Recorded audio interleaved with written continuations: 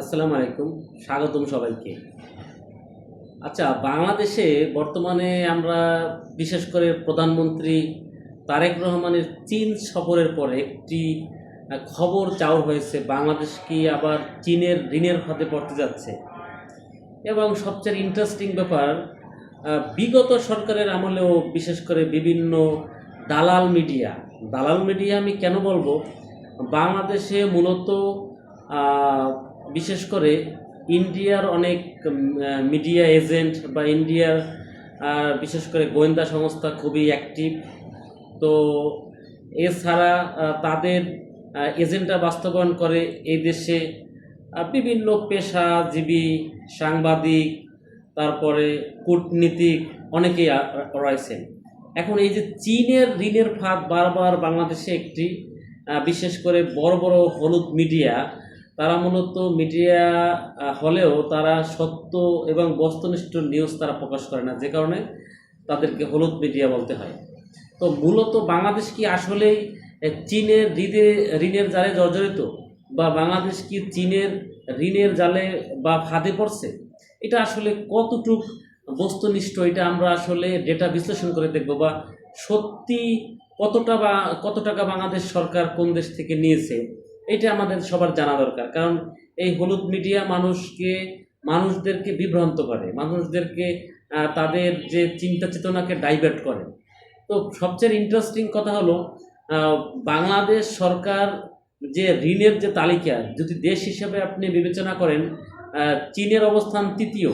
বাংলাদেশ সরকার যে দেশটি থেকে সবচেয়ে বেশি ঋণ নিয়েছে সেটা হলো জাপান। জাপান থেকে বাংলাদেশ সরকার 13.7 বিলিয়ন ডলার সর্বোচ্চ ঋণ নিয়েছে। মানে সর্বোচ্চ বাংলাদেশের ঋণগ্রস্ত দেশ জাপান, মানে জাপানের কাছ থেকে আমরা সবচেয়ে বেশি ঋণ নিয়েছি। সেকেন্ড যে দেশটি হলো রাশিয়া, এইটা থেকে আমরা 8.3, মানে 8.3 বিলিয়ন ডলার এই রাশিয়া থেকে বাংলাদেশ সরকার ঋণ নিয়েছে। তৃতীয় যে দেশটি হলো চীন, সেটা হলো 5.8। আপনি দেখেন যে জাপানের কাছ থেকে যে টাকা বাংলাদেশ ঋণ নিয়েছে তার চেয়ে অর্ধেক থেকেও কম টাকা আনা হয়েছে চীন থেকে। তারপরে সর্বশেষ হলো ইন্ডিয়া, যেটা 1.6, ইন্ডিয়া থেকে মাত্র বাংলাদেশ সরকার এখন পর্যন্ত 1.6 বিলিয়ন ডলার ঋণ নিয়েছে। কিন্তু তার চেয়ে বেশি ইন্টারেস্টিং ব্যাপার, বাংলাদেশ সরকার সবচেয়ে বেশি ঋণ নিয়েছে ওয়ার্ল্ড ব্যাংক থেকে। এইটার পরিমাণ 22.7 বিলিয়ন ডলার। মানে অর্থের বিবেচনায় বাংলাদেশ সরকার সবচেয়ে বেশি ঋণ নিয়েছে ওয়ার্ল্ড ব্যাংক থেকে। আর এরপরে আছে এশিয়ান ডেভেলপমেন্ট ব্যাংক, সেটা থেকে নেওয়া হয়েছে 17.7 বিলিয়ন ডলার। এখন যদি আপনি টোটাল এই দেশ হিসাব করেন, বিশেষ করে জাপান, তারপরে রাশিয়া, তারপরে সবচেয়ে বড় ঋণ হচ্ছে ওয়ার্ল্ড ব্যাংক বা এশিয়ান ডেভেলপমেন্ট ব্যাংক, তার মানে চায়না পরে 5 নম্বরে। তো এখন মূলত এই নিউজগুলো মূলত কারা করে বা কারা করায় এবং কেন করায়, এটা কিন্তু আমাদের এটা ভালোভাবে বুঝতে হবে। এর মূল কারণটা হলো, আমরা জানি যে বাংলাদেশে মূলত চীনের ঋণ কম, কিন্তু বিশেষ করে চায়নার টেকনোলজিক্যাল যে সক্ষমতা, যে কারণে কিন্তু বিশেষ করে আমরা জানি বাংলাদেশের বড় বড় মেগা প্রজেক্টগুলো কিন্তু চায়না নির্মাণ করেছে। কিন্তু এর মানে এই না যে এই সব প্রজেক্টে চায়নার বিনিয়োগে বা চায়নার ঋণে এই নির্মাণগুলো হয়েছে। অন্য কোনো দেশ বিনিয়োগ করেছে, কিন্তু তৈরি করেছে চায়না। চায়নার টেকনোলজিক্যাল সেই সক্ষমতা রয়েছে।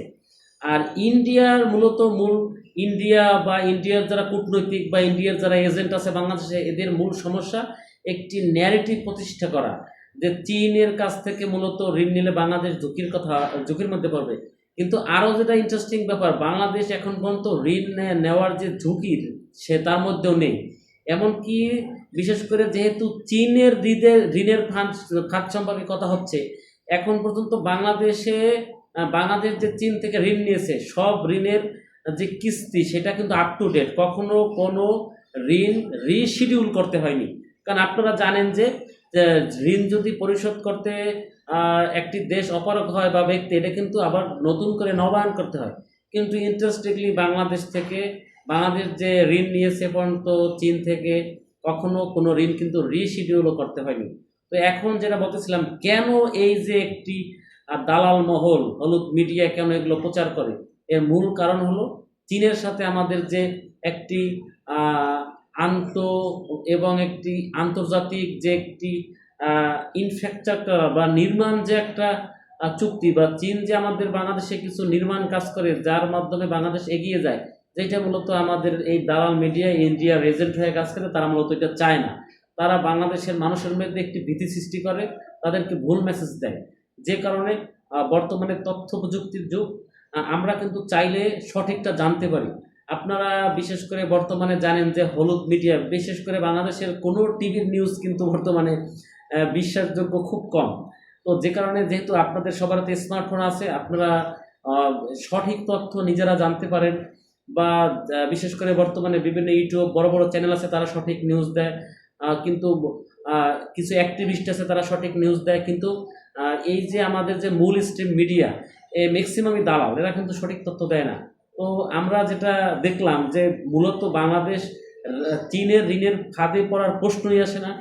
বাংলাদেশ যদি আপনি হিসাব করেন, চীন আছে 5 নম্বরে ঋণদাতা, এবং যদি আপনি ওয়ার্ল্ড ব্যাংকের সাথে তুলনা করেন, কোথায় 22.7 বিলিয়ন ডলার আর কোথায় চীন মাত্র 5.8, এবং জাপান দেশ হিসাবে দিয়েছে বাংলাদেশকে 13.7, সেখানে চীন মাত্র 5.8।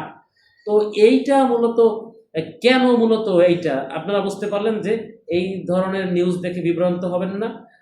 আবার যেহেতু আমাদের প্রাইম মিনিস্টার প্রধানমন্ত্রী তারেক রহমান চীন সফর করেছে, এতে আবার অনেকের কিন্তু জ্বালা শুরু হয়ে গেছে যে চীনের সাথে যদি সম্পর্ক ভালো হয়ে যায়, কারণ সে এখন পর্যন্ত যেহেতু সে ইন্ডিয়া সফরে যায়নি। তো আমি এর আগেও বলেছি, আমি কিন্তু কোনো দেশের বিরুদ্ধে কথা বলবো না। আমি একটা দেশ যদি আমাদের দেশের বিরুদ্ধে আগ্রাসন চালায়, অবশ্যই আমাদেরকে সঠিক তথ্য এবং সেই প্রতিবাদ করা দরকার। সবাইকে ধন্যবাদ, সবাই ভালো থাকবেন। এই ধরনের তথ্যবহুল আন্তর্জাতিক এবং দেশের সমস্যা নিয়ে ভিডিও দেখতে চাইলে আমার এই চ্যানেল সাবস্ক্রাইব করুন, এবং আমার এই ভিডিও লাইক এবং কমেন্ট করে আমাকে উৎসাহ দিন। ধন্যবাদ সবাইকে, আল্লাহ হাফেজ।